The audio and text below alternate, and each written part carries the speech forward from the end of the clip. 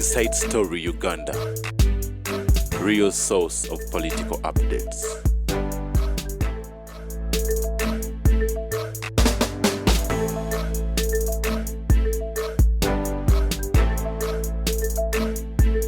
Sindoboza yange ebyange biri backed by recordings and fact akati onatayagala mukozi kuba yaja ale Museveni ninjagala tugereko ne ku bidala mu mitamba andi bulira this is important. Museveni amanyi bye mwakola ne mutta abantu cannot allow you to succeed him because he knows your character.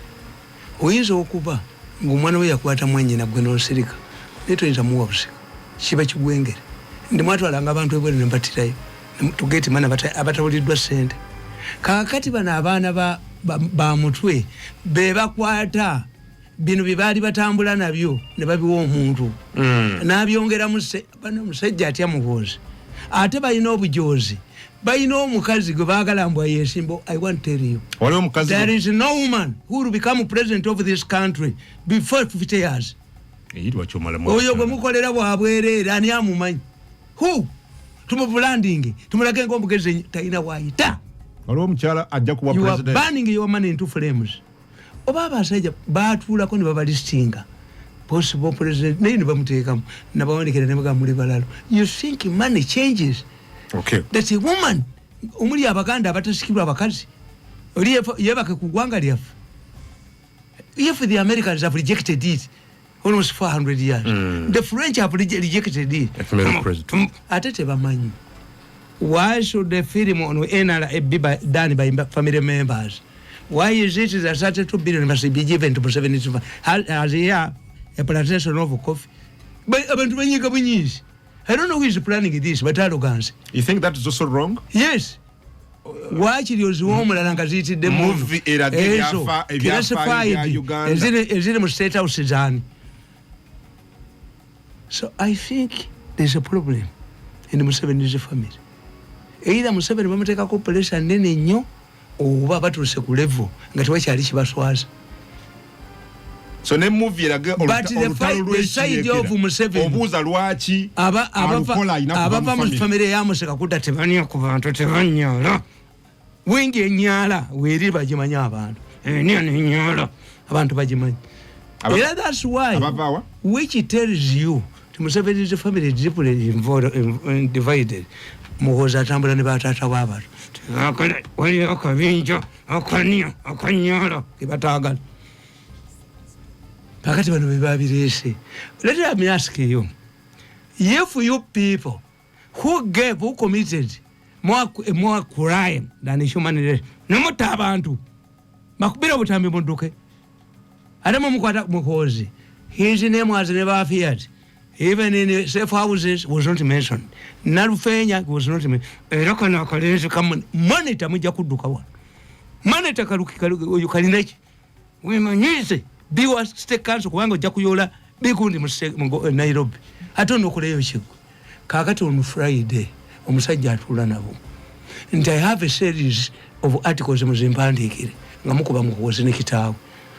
Boba wakana nkakuleetera. Ate obusiru bwabwe. If you burn Muhoza and Museveni, you are stupid. Why? ICC cannot indict a sitting president. Tajja kuvaako. If he decided he was going to go, agenda kuwagira mutabani we. They are facing. No busiru buno baabujjawa.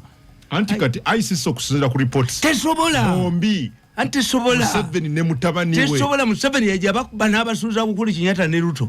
Bakuba basiru. How can you have an international court of criminal court when there are criminals in its ranks?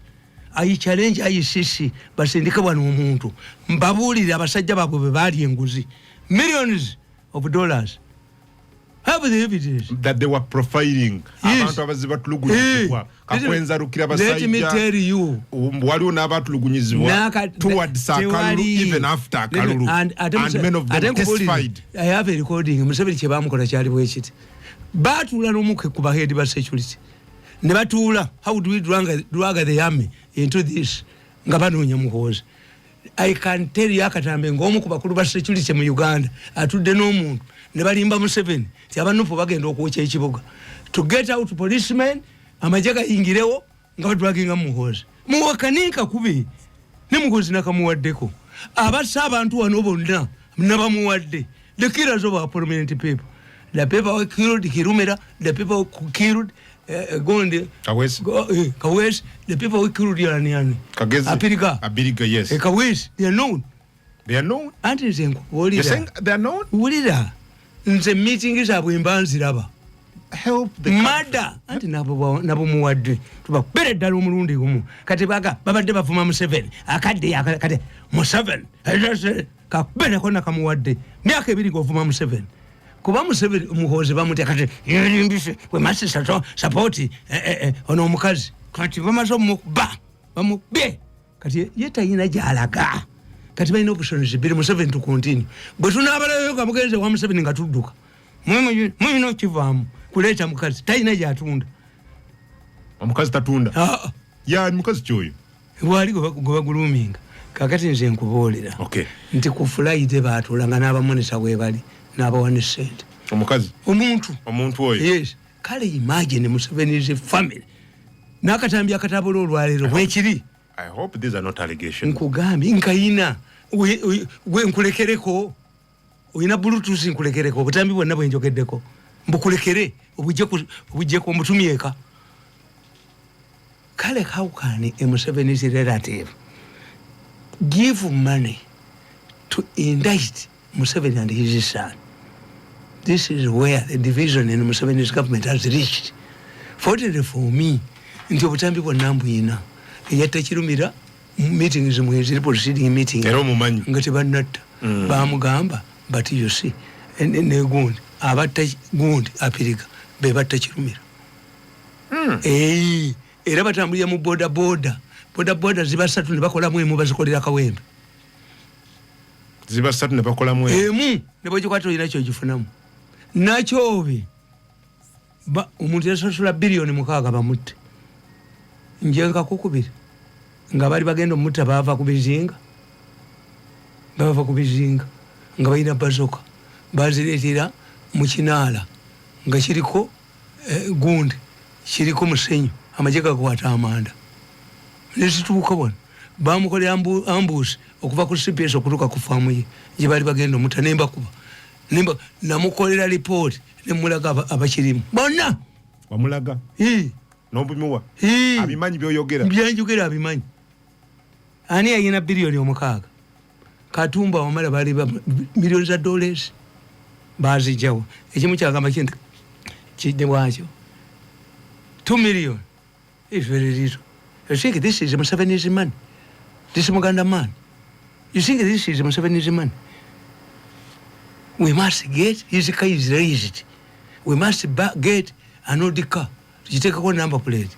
Baba ita uti yingizemu azunge abake F47 basembere nkakukubire you need to help our security really you know kuyamba security yafe kuba information jolina wejo wange mbakubirayo amayi pays era nze sibanenya nabaga nti embwa kaseera be engo obatimba ngedduka ndi wayiso katabazi akole report nga bamuteekayo kwa buli institution yonna bagiwamba ekinyambye kubeera n'amagye police ekyo Museveni mwe yabagamba nti if you harm that man in any way I will dig deep and uproot you. Wala byatakola gwe bawe emmotoka n'abasekala amagye police previous ali nkomyo military police kitandikidde yateka ndipo njagala mbakomyawo kale na police n'amagye gwe kuba emmotoka yange saseri olaba eri kuva mu mugongo olaba ababoda abamvaako emabaga bakubawulire owulire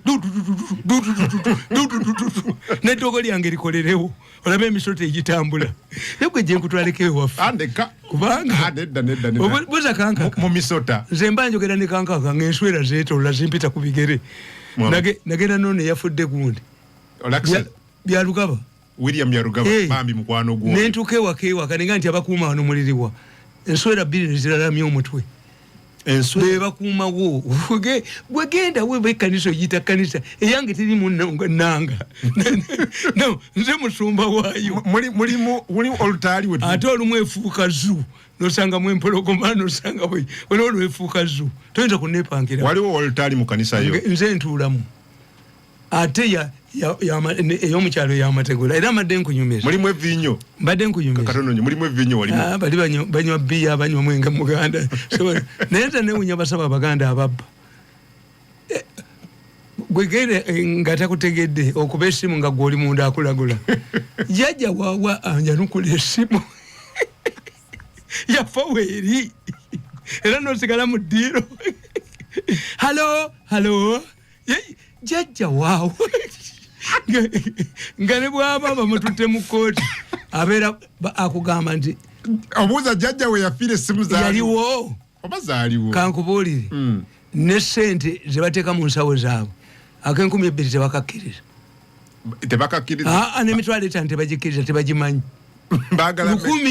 lukumi balukkiriza ndowooza waliwo yava eno n'ababuulira tyezo zikola kale nze teri nsawo ya bintu ebyo erimu mitwalo 5 sikyazewuwo waliwo enswera mu lujja buuza kankaka Peter mubuuze ki nti bw'oba mu interview ng'olaba biki bano tebasobola nyoyinza okusuula omuntu eddala bwe bananziramu bwebakuba emmotoka y'essasi ogambye oli akuba omuntu emmotoka y'essasi limu alabe amasasi agava emabega n'eddogoti lyo dikanooti kakati nkubuulira nti abantu ababadde bakola ebintu ebyo ba mu gavumenti Sultanis Museveni's image is it far is it worse? Who is the worst person? Who kills Sultanis Museveni's image and who kills, who incites ICC to take Museveni to Hague? Who? Ngati bantu be nze bana basajja nabamala kasi mbalabidde ku muhoozi. I don't know what Muhoozi did to them. Sikimanyi. Okay. Naye nga basajja babi nnyo. Kakati let me finish. Tugende ku kirala. Njagala tugende ku omanyi bati mumwagala ebintu bingi. Kati let me tell you, let us analyze. Somebody told them nti you write a series of negative articles about Muhoozi and Museveni. Ye yavaamu. Yerimbise Museveni. Muhoozi namuwadde obuteepu bwa myaka 2 ng'avuma Museveni nti akadde. Buli kaseera yeetedde Museveni, buli kaseera yeetedde kale naye Museveni bw'anaawulira akatambi ako nti we have 2 sources of money. 1, business community atuwa ssente. 2, gundi atuwa ssente. It's not mentionable. Museveni will realize how divided his family is. Ogenti Mwami Museveni bw'atazuuka kutegeera bino ayinza okugenda n'eggwanga lino. That's a very scaring statement. Anti nkubuulidde nti bano bali determined. Why? Ke kataba kange nawandiika kano nti Museveni succession will be blood. Nakawandiika ngenda mwezi omwezi kakano kasome nakawandiika nti obusika bwa Museveni bugenda kubeera blood. Bwakuyiwa musaayi. Obusika bwa Museveni. Yes. Why? Bugenda kubeera bwakuyiwa musaayi. If 2 rivaling groups are fighting over each cause right. January 2022. Osakoze criminality. Bamanya abayolera bona bakupiika. That's why they're fighting. It is a need okumonono. I came in to destroy them. Obamanisha walabe buzemo kuba. Nabakubye ku Sunday. Walabe buzemo kuba. Sorry. Nalabe stories week ewedde. Nambo sirisa. Kuba meeting injina. After the meeting and Muhoozi the code is Sydney. Ekyokubiri. Bukubani. Bukuba speaker. Mwete mukitegeera. Ekibukubya speaker ge mateeka gamawo galeese to change the constitution. Katono nnyo by second. Siriko kyonna. Era kyembadde njagala kati ogenda kwesa mmotoka ki? Benz. Modo. Abantu bagaye tubeereyo. Bankubye naye nagaana okwavuwala. Nagaano naye ekyo ekisajja kirooya kyatunda faamu ya Kyekabaale nga bakiri bubi but my children are in Canada ojja kudduka nga tebannakwasa mutwe. Ntwala mu FDC ekiriyo kitokota. Kakati nkubuulira. Katono nnyo ekiriyo kitokota obuzibu buvaawa. Kakati mukama omwami Museveni baleese nani? Baleese ne speaker. Why?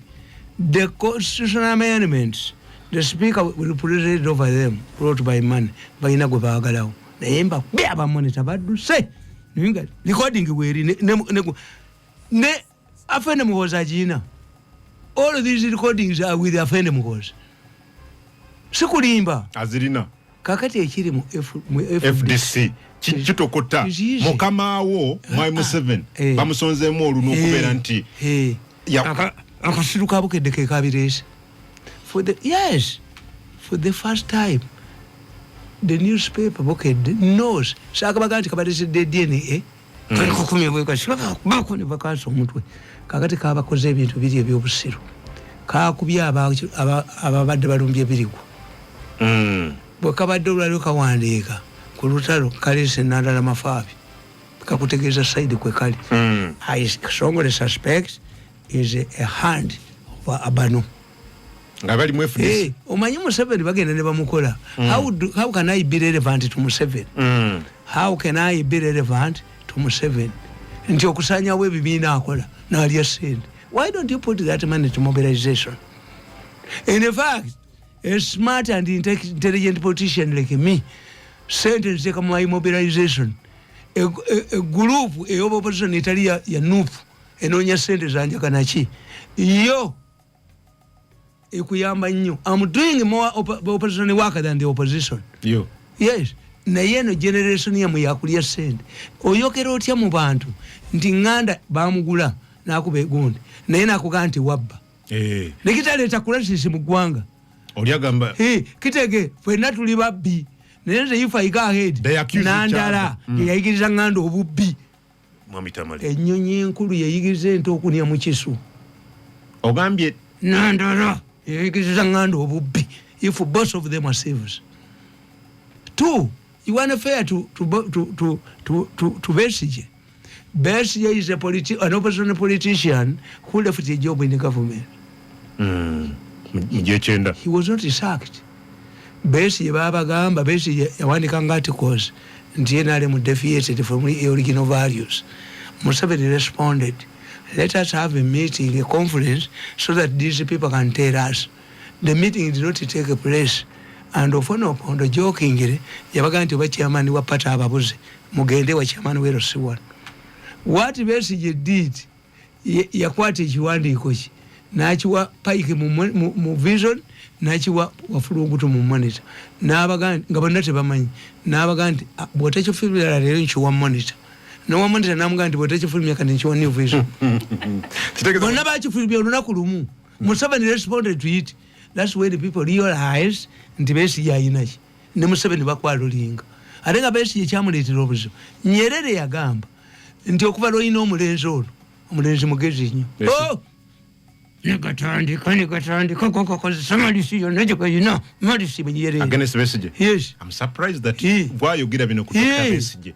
Yes. Wamala akaseera naye ng'okuba. Anti nze mmanyi nti Besigye mutuufu. First of all, Besigye ayimiriddewo emirundi emeka? Ena. Ategedde waliwo omukazi lwafuna olubuto n'atayonsa mwana nga tannafunda baasooka we baafiira. There is a woman tubayita baakafiisa tayonsa mwana nga tannayita myaka 5 ababebe we bafiira. Kati Besigye takyalina hope yonna kufuga ggwanga. And in that case, Besigye becomes very selfish. The politician. He thinks about him survival and the leaders of the party FDC okujoogerako. Ebi. Kati mwabo abagala okwesimbawo okusikira gundi yabawa yabakiriyalinga bagigule. Obote yagamba Kajiba yali wa UPC in every press conference force Museveni to talk about UPC. That was his role. Until Kagonde ono kano General Tafire bwe yamukuba yamwolera sente mugondi mugunandi bank n'atasasula Kajiba exposed. He died a pauper. Era njagala okwebaza abanuupu abayambye bya Luhanga bya Lugaba n'omutwala ebwe bamuzimbira n'ennyumba. Abamu enaalemu yali badde yafadde. Nze bya Lugaba yali mukwano gwange nnyo nkimanyi. Namugirayo ne scholarship y'omwana we n'asoma. Naye ekyanyiza bya Lugaba like me baasaba biliyoni 6 bagitanga movement voice. Kabanda nga yakala ziria oyo Kabanda President yasandika mu America ne Kabanda ne yekweka mu mpaje Entebbe ne tuge sente ne yekweka nazo Kabanda nga buli miriro katuma kone kitayi wako mugenda mugambe Kabanda najja oyo muleke muli mwenda mu MK movement yes zimubulira ntimba bulira bayina emitima emibi era nayita omuwala ayo spy nayita omuwala wegende webutambala ne mugamba nti abasajja bano bali sitiyabo sente za mu 7 ezoko extending amasanyalazi milioni bina kitutu yazibba nasibisa yinginiya gundi yinginiya Luwama namusiba mukomera futi aliru kazi gwe nayo oyo mukazi muyina ko butambya duka okay nayo wali kakati yali ayagala ku byarugaba yali ayagala oyo omukazi bali bagala kutalo nga bali message okubba sente zo milioni za dola ebina bam oyo akulu bamusimba ke motoka emutte najiwanga yifula bonna ne bata ne bamuvaako kakati byarugaba bilioni 6 mukazi we yamubuuza ndi mulwadde naye tompadde nakunagaza sente zakola yarugaba yali tabalaike sente yarugaba teyali mubbi omanye mukazi wenga mulwadde ali paralyzed omukazi nakulaba ne sente lwaki tujjaako nti sente zakola oyo Aisha Kabanda namukwata namusiba obadde Aisha Kabanda si Kabanda ono Aisha Kabanda okay Aisha was helped by his bakiga people in the police pichi abagamba tugule pichi aze saako tugulire ne bannafu nga Aisha Kabanda yakala kuzibba oyabere RCC ali state house tajoka kitalo kagana wano kayingira motoka ya Museveni kweka mabeko kanga abantu leba kweka zibampala na nnyo naye nga mbasekera nga temanyi nti amudedire nzisobola kusimayiringa nawe naye nga because wali omanye ebintu bingi kakati gundi Aisha Kabanda byalugaba amuwabira ewamiri yakyambadde nti sente aziremedde bilioni 6 ono ayagala kukola Aisha Kabanda ayagala kuziri amobilizing abantu what happened byalugaba Ameria naayita byalugaba na Aisha Kabanda produced this money and he knew before byalugaba and he apologized to him uyu mukazi Ameria kyambadde yafukamiza Aisha Kabanda namugamba afukamirire byalugaba nafukamira sente yaziza yate zakola nti byalugaba abagulira pichipichi baziba zonna ne bazimalawo bamutwala ku polisi n'abagamba mukebere mu lisi eno nze saazigula kale bazibba bazitwala basibye byalugaba naye nga byalugaba ayagala kukola Aisha Kabanda ayagala ziri nze Aisha Kabanda mumanyi nnyo yakolanga mu umeme mu UEB nga Nambozi akola mu post office mu Bitereke Nambozi NRMC yasooka omusiba bali bamusibadde kuzanyira mu Bitereke bali bamusiba koda before bagezi nyaba abakazi ne mutawala FDC common denominator ziri sente still no is not money bano bagala okutta ekibiina bannandala mafaabi they are useless idiots why by the time besi yasooka mu Buganda naye ng'ekibiina kyakikuuma kyakolebwa abawesitaana okuva 1996 era singa olina time nali kusomeddemu walisomye kaakati abaganda Robert Sebunya kamala kannamwanje ani abakajanja leka abakaherepoti mu 7 he dissolved the Lukiiko Sindai nagendayo ne mugamba ng'olukiiko lwagala kudikiraringa semwogere mu 96 nti sole cabinet wa Buganda nagendayo ne mugamba nti bwatawangula ne musi enalingezeeyo wa Kabaka kyovule bangenda kufaana kanono nkuwanuseeyo nkonyoko oba oveeyo omusajja oyo ajoze nnyo Buganda ayawala n'abatukozesa basooka wene batunyako akasajja akatayamba na hamu nomuwodde kati awezezza ennaku 7 zasigaziza oveeyo mirembe oba nkuwanuseeyo enkonyoko be batuliddemu olukwe tebano batujooga bamanyi tulina gyonaddukira bakolagana nabo how did this Chief Justice go to Mengo tapu weri mulenzi gwe tapu weri kakati nkubuulira nti byalugaba bwamala okuva mu kkomera n'abaabulira era basooka kugamba ti omukiga agenda ate mu kibiina ky'Abaganda ekyanu okuba yagendako mu go forward then finally najja muno wa mukiga munne Mbabazi talina muntu n'omu gwe yanegotiatingira yagenda yekka oyo omuvubuka ali egeri yabeeranga mu Prime Minister's office Kazinda ani gwe yakoleranga yavundidde bano bona bamanyi nnyo nebabeeramu emyaka 10 ujonge basasi mutwe nebo bampa appointment nga teriko recommendation ya muhozi sigenda. Manya ekyo kitimba kyono ali disparate. Jena I know recommending. Akati tululye Besigye. Besigye yali National Political Commission. Commander Mechanized Regiment Masaka. Chief of Logistics nandala yalichi. Nze n'omuntu owokubiri gwentekamu ekitiibwa ye Major General Mugisha Muntu. Mugisha Muntu yagenda mu nsoko nga musajja muyigiriza. Alina degree in political science. Mugisha Muntu katatu bamuyita muntu yera. Mukwano ko Obote nnyo. Obote yagamba nti muntu yera omwana wa Jamuziikeko tumuzeeyo mu nsoko ati strategic place agende unharmed. Era kyakolebwa. Ati yajja. To tell you ti Mugisha Muntu alinga bano bana bajogesa abajuniako. Aina je yapa yagenda na yata agenda musoko nani yakunsena ajimalawo. Kakati njagalongo ekyokubiri nti when you say that it is a Uganda issue, you are stupid. Because they are saying you how Abaganda basemuju balukwago bali mukuluwana ba Eastana banandala ba Patrick Boy Amriat tebasoma. Lebanon yagwamu olutalo lwa myaka 15. Lebanon nesanawo. Why?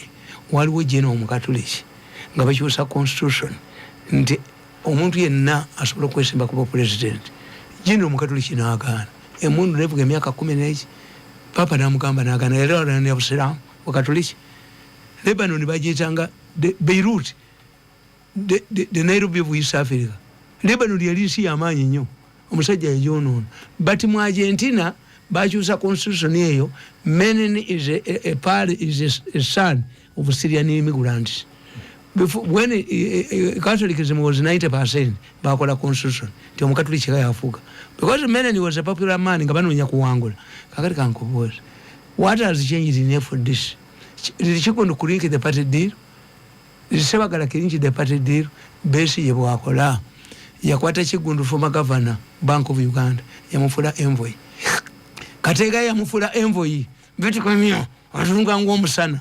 Envoy. Why?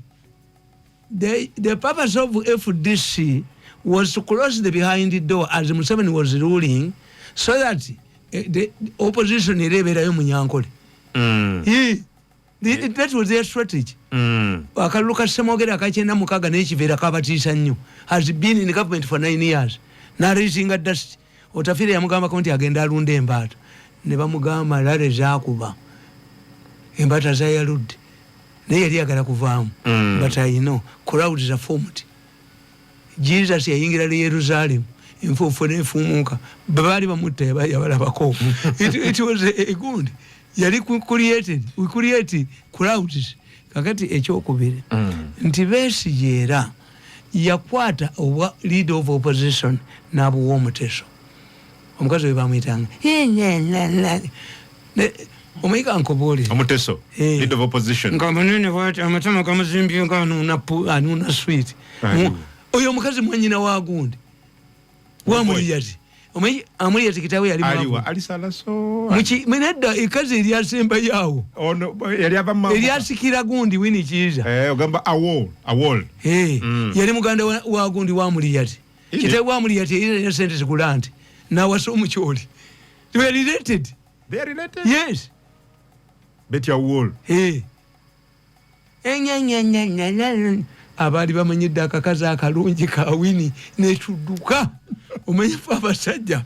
Omusajja ayinza okulemera ku TV ng'omukazi asoma amawulire tenga tawulira amawulire amukuba bufaananyi era oyo omukazi akuba bufaananyi ebirozo biri walala bakebera emimwa nti ginyuma kisi bwakola bwana eddoboozi eryo kana ho kakati oyo omukazi Kasumba yayagaliza abantu omupiira owa UBC. Actually era bamwogerangako yatayagala basajja tayagala ki kakati nitujja tuga Besigye mukazi we yagenda ali bweru Besigye asula eka mu buliri nandala tanyanyagiza mirere buli kiro tanyanyagiza mirere takigunda nandala amuli yatakigunda bomba ina babuwa Besigye asaana ekibiina nganda ekimwagaza ekibiina ekyo ye tayinza genda muki nganda tayinza genda muki munufu ekitegeeza nganda masikiringi to FDC mwayitira ye yawona assault eyachi ani mutufu kubano besi ye mutufu. Why don't you go and form your party? Ate nandala mafabi namuli yati ono musajja abasinza amaanyi watch. If you have been getting money as morals in government, if Besigye sacks you because he doesn't need to have numbers, if he gave you opposition leader and allowed you to produce a president Amuriat and got 1,000, do you think a Mugisu man can add on more? No. I should take it. But we have few of the send them government. Bomba mani. Bamunenyiza teyanonyiza Amuriat Kalulu. Yatamanya agenda kugwa. Bamuyitayo. Omuyita mususu wa menvu. I support Besigye 100%. I support Mwenda 100%. It's not a Chiganda issue. Why does Besigye want Gundi? Lukwago. Besigye ayagala Lukwago bwe babadde. Besigye has some sort of donors. Bamanyi. Donated the money. The donors must have trust in you. Sinandala mafabi. Besigye yagoba wini bya nyima ngatamuwayo kantu. Amugoba. Alieki. Era ne Gundi ne Semwogerere yateekawo Sebaana Kizito bwe bakuze anangirikani bwe yavaawo n'aleeta Mao olyako Semwogerere kalwanyisa Mao bw'akwata akantu musajja mukulu amuwaayo kakati ezo ze interest ate nze ngowa MK nze ndi musanyufu nnyo binkolera lwaki Lukwago omusiraamu ne Bobi Wine kuba tewali ajja kulekera munne ne Bobi Wine omukatuliki gwe basabira mugereza ne bamulanga ogenda okulaba olutalo kafuumulampa wakati w'omukatuliki mu Buganda n'omusiraamu Bobi Wine ne ate ekyokubiri Lukwago agudde. Lukwago has realized that he cannot come back as mayor. Katuule wali kati Besigye takyayagala akola byonna bibawadde has reached a conclusion tewali beerawo omuntu we mu FDC azaza mukadenkana Sala okujjako ala kati ebyomubuulira kati ayagala ki kagala nkubuulire nawolo bw'ogitumye n'erwayo otwalayo kovu nawolo bw'ogituma n'erwayo ate kovu likole ki sipiidi yemu kati nandala mafaabi namuli yati sipiidi yemu omukovu omulala nawolo nandala ne mafaabi bonna bafaanaganya nandala mafabi namuli yati nandala si w'amaanyi nnyo wa paper tiger media na okujjako amuli yati eyafuna 10,000 n'oleeta nandala mafabi obanga atumye nawolovu n'erwayo n'otuma ekovu. So what is Besigye's plan now? Tayagala kuwangula akitegere tewali agenda kuwangula. He's very conservative now. He's inward looking. Tewali amugamba nti ojja kuwangula ne Semwogere bwe yali. Semwogere left Kasatu Gundi atone Sekoyama yafa. The party was handed over to Besigye. Kuba Semwogere yali tayagala mulala yenna. Omulala bwawangula kitegeeza gwaliko ekisiraani nabagamba nti Besigye yali badde alina omukisa nga Raila Odinga awangudde nti after several attempts Raila Odinga akoze eki. This would give impetus kakati ono tono ate nnyo MK ayagala okugamba kakati Besigye nga bwajja Museveni yakobe bulijjo tukamba nti agenda okuyumbula enzigo anti Mao Genosale Deputy Speaker of Parliament, Haji Chigongo yabadde omugenyi omukulu, eggulu. I saw thousands of people. Do you know what it means? What does it mean? It means one, and they don't have credible leaders. Ababwe babaononya mu buppi. Opposition. The remaining credible people in opposition. That's why Mao receives a lot of natamanya nti ffe batuniako ne batunyalako ne batufiiriza life yaffe. Tebakyalina bantu.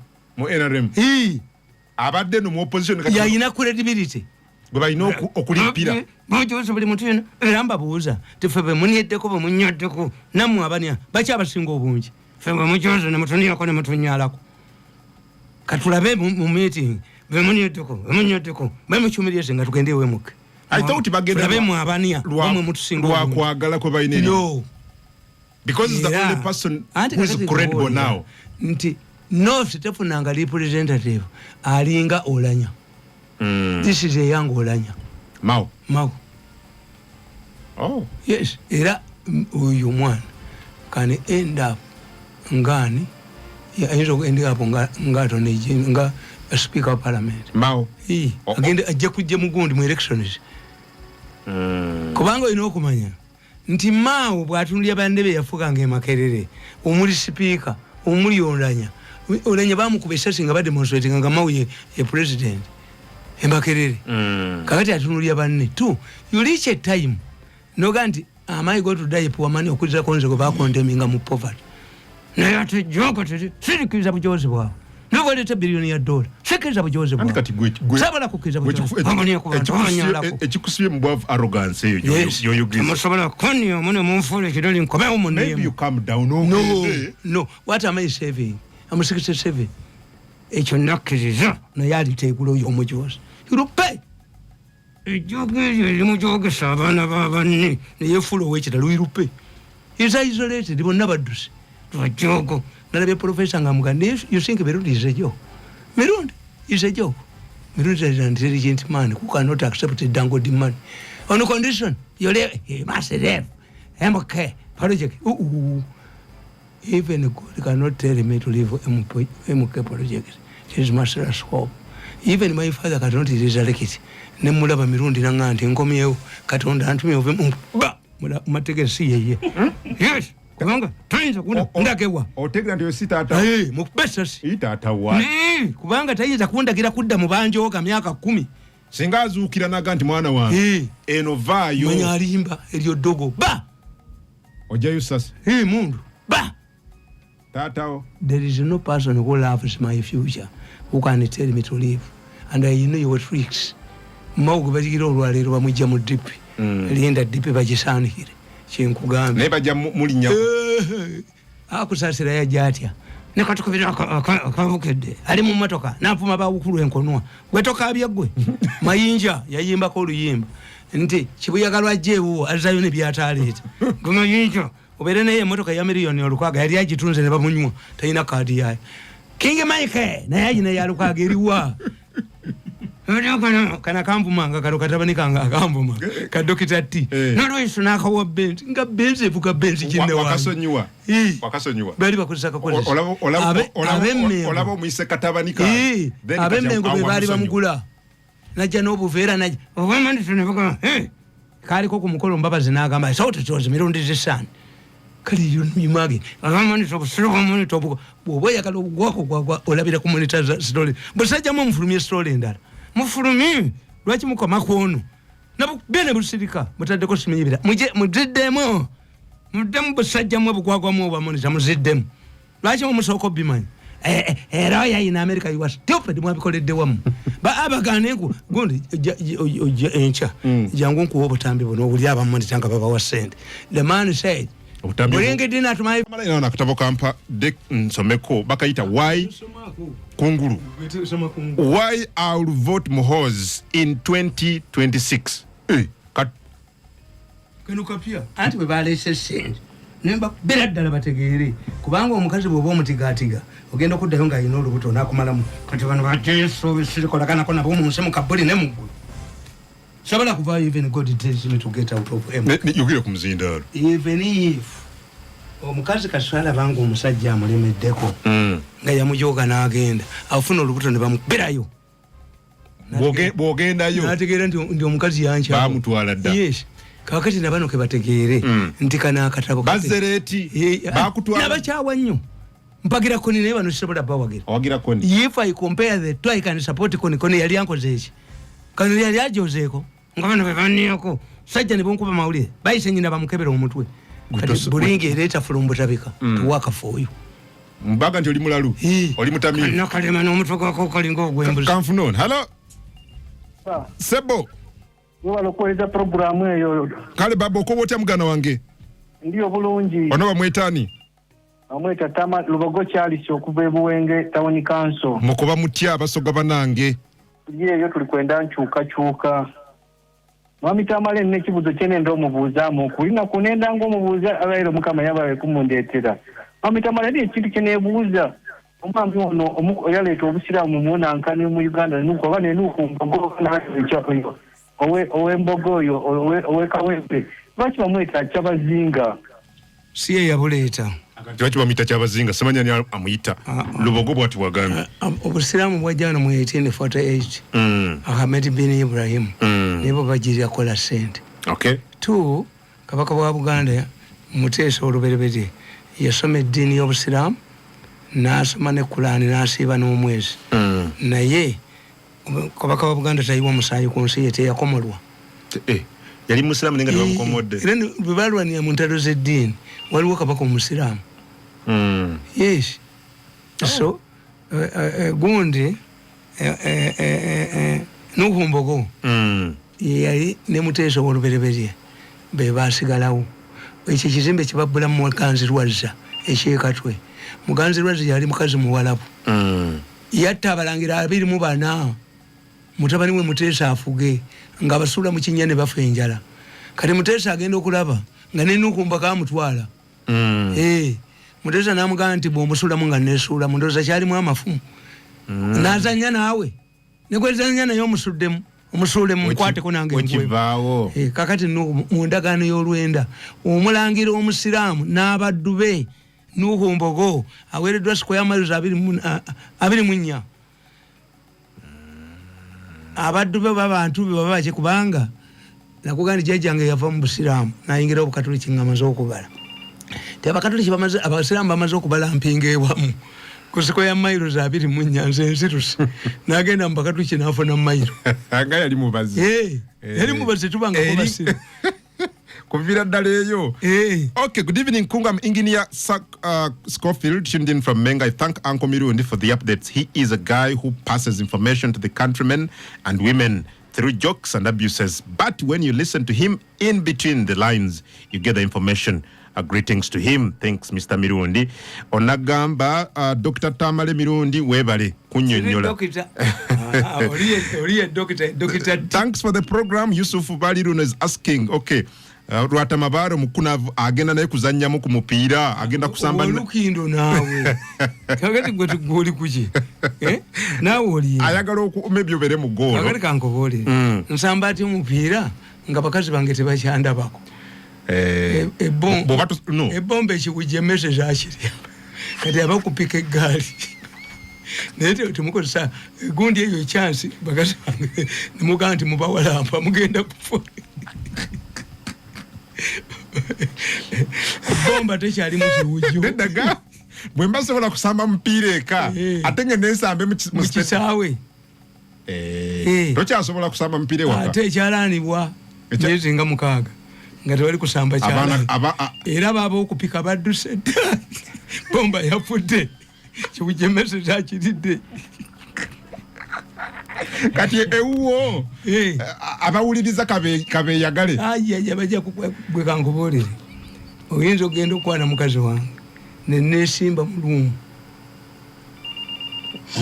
ng'okola kimulu oba nga tondabye nenesimba mugenda okuntegera nga ndi mulugi mulumu mwenyini nendyoka nkuddusa emisinde onoonya olugi nerukubuna anti bakitegedde nti omupiira amane yane mye bo tebeekuumako Kungu webale aka program lero omukulu yankoledde olunaku onagamba nti kungu kwe tuli program etusanyusiza nnyo gyendi ntudde ntende mpuliriza agre muzira atwoki bwatyo bwagambye kunsunsuze hello adde wange sebo webale okuweereza eggwanga ufunzo oli kunsunsuze nga kagali mu bberebere kyankwanzi kakati n'ekibuuzo kyenjagala okubuuzaako omwami Tamale taata wange oyo nti muzeeyi tava ku maini naye muke omukituufu yali wa muzeeyi tova ku layini ensonga ki eri awo gyayinza okulambika nze omuzukulu oba mutabanyiwe nange eyinza okumbeera ey'omuzizi nti lazima muzeeyi.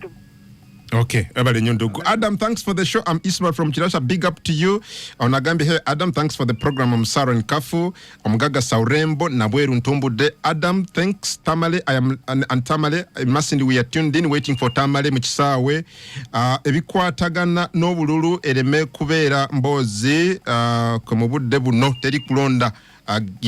Gali maka nakasongola bwagambye onagamba kungu webale kwereza nze tanigibwa isufe na matale mayuge gamba Tamale nti tumutumidde era tumwagala nnyo Adam Kungu. What party is MK movement?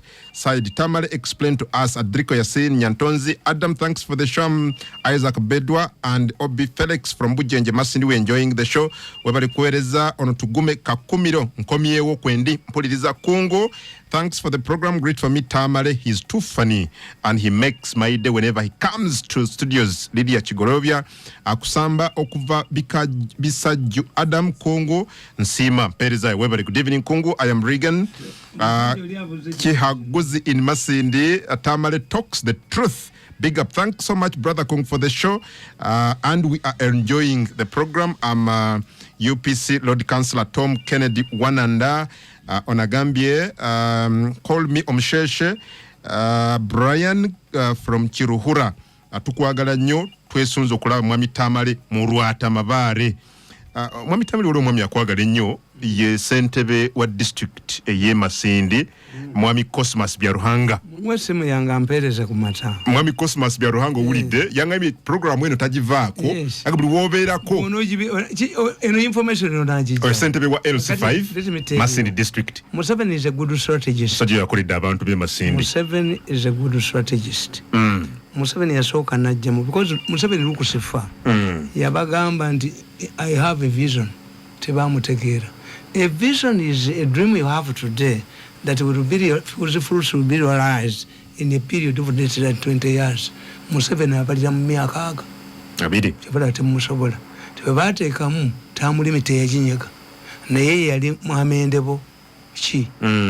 Yali mwamendebozi. Si districts. Okay.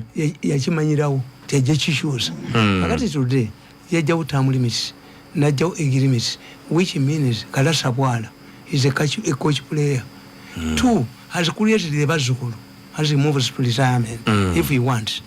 The Bazukulu group is Waski Jaja not to go. It depends on the judge and it is a garment against it Walia Mwagala. Mukazi yenabo agenda okuzika ewaabwe n'atagenda kumulamu we bategera ntakolaji.